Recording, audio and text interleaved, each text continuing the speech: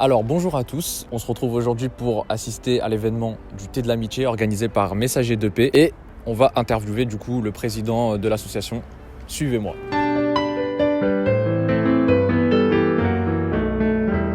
En quoi consiste le Thé de l'Amitié et en quoi ce genre d'événements organisés par Messager de Paix sont importants? Alors, ce qui est important sur cet événement-là, c'est que c'est pour une rencontre de l'association de réconciliation juifs et arabes. On sait que ceux qui connaissent un peu la Bible, Abraham a eu deux fils. Son premier fils, c'est Ishmaël, qui veut dire Dieu entend, et son deuxième, c'est Israël, qui veut dire il rira. Et dans son premier-né, c'est Ishmaël. Il y a une confusion et un malentendu de dire, voilà, ils se sont pas entendus, pas du tout. Parce que le jour où ils se sont réconciliés, c'était dans la paracha Haye Sarah. Et Haye Sarah, justement, c'est là qu'ils sont venus pour se réconcilier.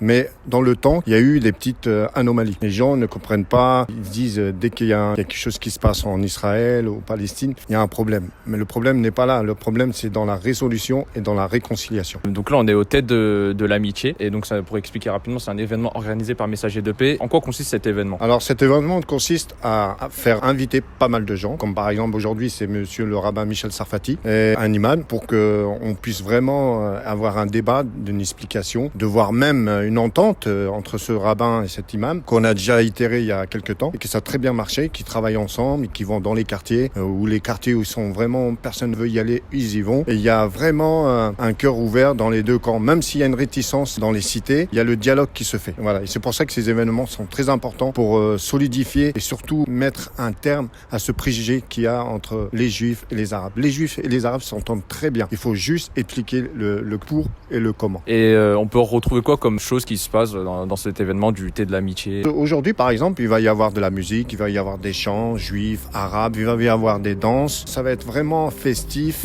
et dans la tranquillité de cœur et dans l'amour du cœur. Et sans oublier, bien sûr, à la fin, il y a une collation. Très important, et cette collation est payée intégralement par Messager de Paix. Les gens viennent librement, ils sont à l'aise. Comme ça permet aussi cette collation de faire un échange entre juifs et arabes et de faire des connaissances, aller plus loin.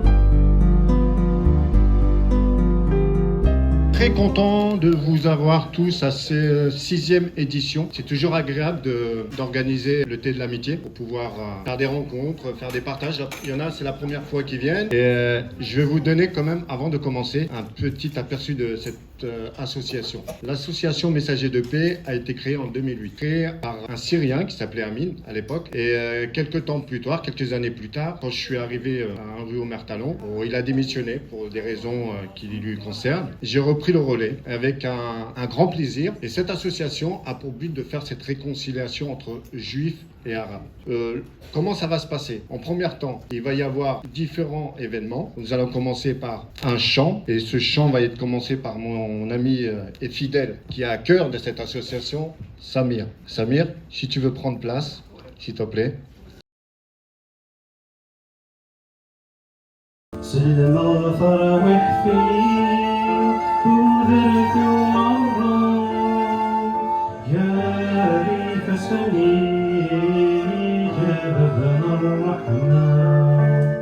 مقرف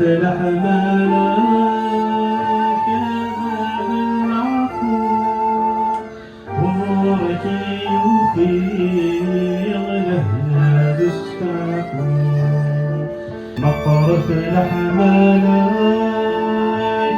باب العفو هورك يوفي لهنا نستعفو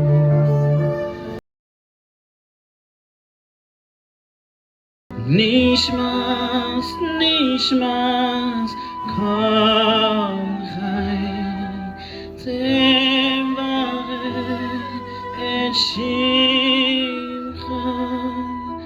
شیمخا هنای لوکیدو نیشماس نیشماس کارخای نیشماس نیشماس کارخای تباره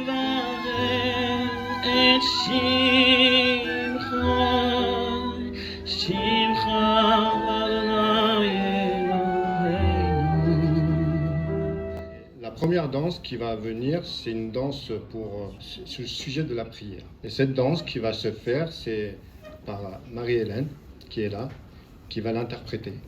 Oui, bonjour à tous. Alors, c'est une prière juive. C'est, bon, comme le monde va mal, c'est un peu l'idée d'une offrande qui répare ce monde.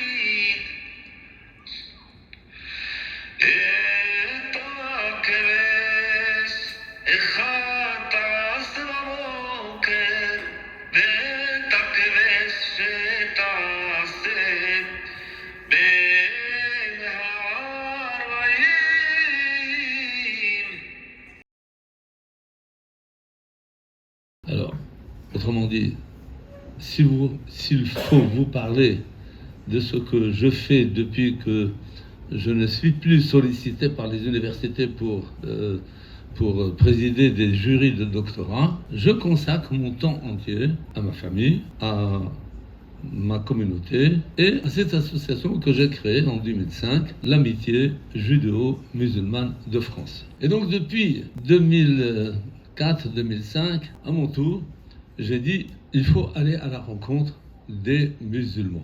Parce que nous sommes concitoyens, nous vivons sur la même terre. Nous partageons le destin de cette terre d'accueil. Nous sommes beaucoup des fils d'immigrés. Moi aussi, je suis un enfant de l'immigration. Et donc nous avons une expérience commune.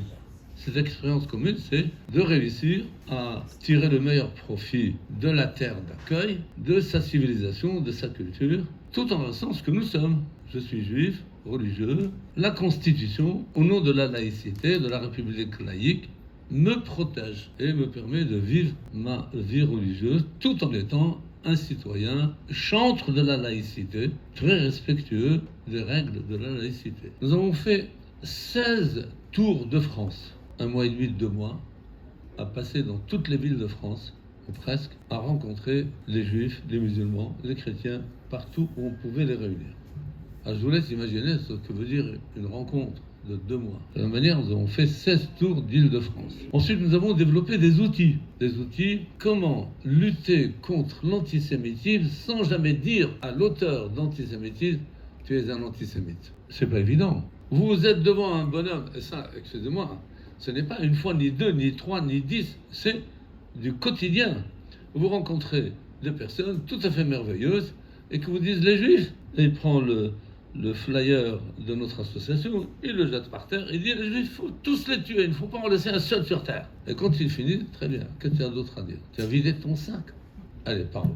Il fallait, en quelque sorte, aller au-delà du constat. Le diagnostic, il est là. Depuis que nous avons commencé les Tours de France, nous avons été les premiers à dire dans ces quartiers sensibles de France où sont installées des populations françaises les plus discriminées, là où il y a le taux de chômage le plus élevé, là où il y a le taux d'échec scolaire le plus élevé, là où l'éducation de la rue passe avant celle de l'école.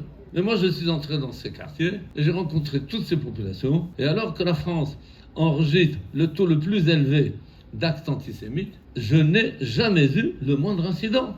Et j'ai pu rencontrer toutes ces populations, du nord au sud, d'est en ouest, pour vous parler de tous les quartiers où nous sommes entrés. Et nous avons rencontré ces populations. Nous avons tendu la main n'a pas été prise parce qu'on nous disait ah non, quand tu seras au 10e ciel, tu finiras par devenir musulman.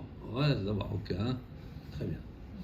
Chacun a son opinion. Mais Ce qui était important pour nous, c'est d'abord d'ouvrir le débat. D'ouvrir le débat et de glisser, de distiller discrètement que l'échange qui implique le respect de l'autre, puisque je n'ai jamais été agressé, peu importe ce que les uns et les autres disaient de moi, eh bien, il a quelque chose de magique. C'est que l'on se regarde, on se dévisage, on découvre qu'on a un dénominateur commun. Là, je vous défie de me dire quel est le dénominateur commun que nous avons. Oh non, ça c'est de l'histoire mythologie. Effectivement, un de nos outils, grâce à une journaliste qui a réalisé une exposition de 42 portraits anonymes, des hommes et des femmes. C'est-à-dire, vous voyez un portrait, aucune légende, rien qui puisse vous dire d'où ils viennent, qu'est-ce qu'ils sont, est-ce qu'ils ont une religion ou ils n'en ont pas, sont-ils juifs, sont-ils chrétiens, sont-ils musulmans, rien. Et nous présentons cette exposition dans toutes les structures, nous pensons les collèges, les lycées, et quand le public s'arrête devant cette exposition de 42 portraits, il dit « Mais à quoi ça sert ?» On leur pose la question « Qu'est-ce qui vous inspire ? Pouvez-vous trouver un dénominateur commun à ces portraits ?»